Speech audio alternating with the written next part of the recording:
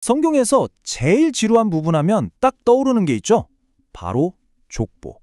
그런데요, 만약 그 빽빽한 이름 목록이 사실은 고대 세계의 비밀 지도를 푸는 암호였다면 어떨까요? 오늘 창세기 10장에 숨겨진 코드를 함께 풀어보겠습니다. 네, 맞아요. 우리가 맨날 또 족보네 하고 그냥 휙 넘겨버리는 바로 그 부분이 단순한 이름의 나열이 아니라 고대인들이 이해했던 세상 전체를 담고 있는 지도였다면요? 바로 이 이름들이죠. 고멜, 마곡, 마대, 야완. 와, 보기만 해도 숨이 턱 막히죠? 진짜 많은 분들이 여기서 그냥 책을 덮어버리거든요. 근데요, 잠시만요. 이 이름들 속에 정말 어마어마한 세계가 숨어 있습니다. 자, 그럼 지금부터 이 고대의 지도를 한번 제대로 해독해 보자고요. 가장 중요한 열쇠, 첫 번째는 이거예요. 창세기 10장은 그냥 족보가 아니다. 이건 고대의 세계 지도다. 이렇게 관점을 확 바꿔야 합니다. 이 표를 보시면 차이가 확 느껴지실 거예요. 보통 족보라고 하면 혈통을 따라서 누가 누구의 자손이다 이걸 따지잖아요. 근데 창세기 10장은 그게 다가 아니에요. 누가 바로 어디에 사는지를 같이 보여주는 일종의 지도 제작 족보라고 할 수 있죠. 그냥 가족관계라는 틀을 이용해서 민족들이 어디에 퍼져 사는지 그 영토를 설명하는 아주 독특한 방식인 겁니다. 이 지도의 범위를 이해하려면 오이쿠메네라는 말을 좀 알아야 하는데요. 이게 뭐냐면 빅터 해밀턴 같은 학자들이 설명하기를 그냥 쉽게 말해서 고대 저자들이 여기가 우리가 아는 세상의 전부야 라고 생각했던 그 영역을 말해요. 그들만의 월드맵인 셈이죠. 그럼 그들이 알던 세상은 대체 어디까지였을까요? 창세기 10장의 지도를 보면 경계가 꽤 뚜렷해요. 북쪽으로는 지금의 터키, 아나톨리아 반도, 남쪽으로는 에티오피아랑 아라비아, 동쪽으로는 페르시아, 그러니까 지금의 이란이죠. 그리고 서쪽으로는 크레타 같은 지중해 섬들까지. 단연히 그 당시 사람들은 동아시아나 아메리카, 호주 같은 곳은 전혀 몰랐겠죠? 이게 바로 고대 근동 사람들의 세계관을 그대로 보여주는 아주 중요한 증거입니다. 그리고 이 지도의 분류 방식이 생각보다 엄청 정교해요. 그냥 누구 아들 이런 식으로만 나눈 게 아니라는 거죠. 보세요.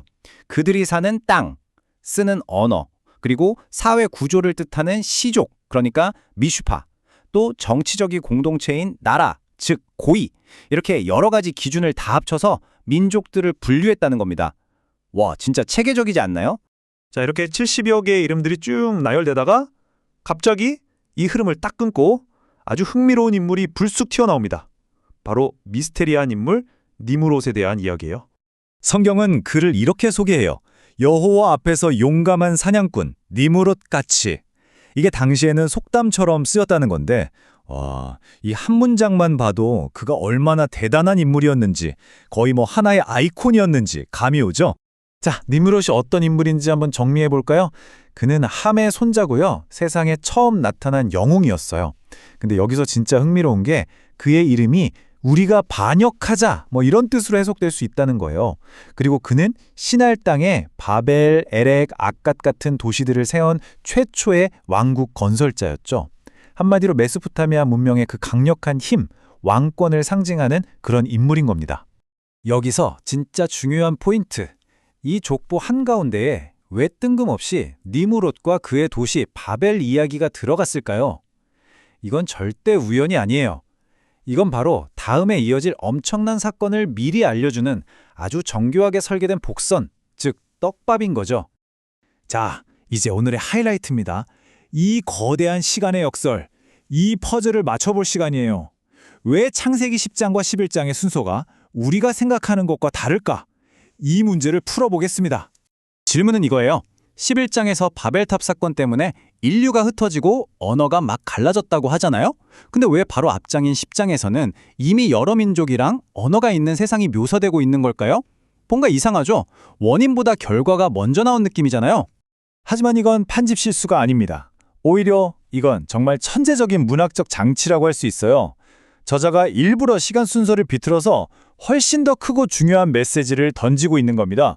저자의 큰 그림은 바로 이겁니다. 첫째, 10장에서 결과를 먼저 딱 보여주는 거예요. 세상이 이렇게 다양하지만 사실은 다 연결된 민족들로 이루어져 있다는 아름다운 그림이죠. 둘째, 그리고 나서 11장에서 바벨탑의 반역으로 대표되는 인류의 교만, 그 근본적인 문제를 보여줍니다. 그리고 마지막으로 12장에서 곧바로 그 해결책을 제시하죠. 바로 아브라함을 부르시고 언약을 시작하시는 거예요. 어때요? 이렇게 보니까 인류의 문제와 신의 해결책이 훨씬 더 극적으로 다가오지 않나요? 자, 그럼 이 모든 분석을 통해서 우리가 발견한 창세기 10장의 진짜 목적은 뭘까요? 그건 바로 인류 전체를 위한 하나의 청사진을 보여주는 겁니다. 사도행전에 나오는 이 구절이 창세기 10장의 핵심을 정말 정확하게 짚어주고 있어요. 인류의 모든 족속을 한 혈통으로 만드셔서 온 땅에 살게 하셨다. 많은 학자들이 바로 이 구절이 창세기 10장의 신학을 완벽하게 요약하고 있다고 봐요.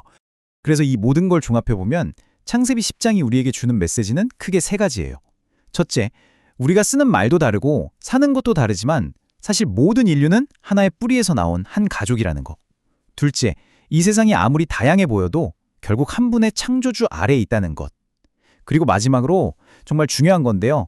이스라엘이라는 민족도 이 거대한 민족들의 가족 안에 있는 일부이지 결코 그들만 뚝 떨어진 특별한 존재가 아니라는 점입니다. 이 고대의 지도는요, 우리는 모두 연결되어 있다는 걸 기준으로 세상을 그렸어요. 그렇다면 오늘날 우리는 어떤 기준으로 우리의 세계 지도를 그리고 있을까요? 서로를 연결하는 선을 긋고 있나요? 아니면 서로를 나누는 선을 긋고 있나요?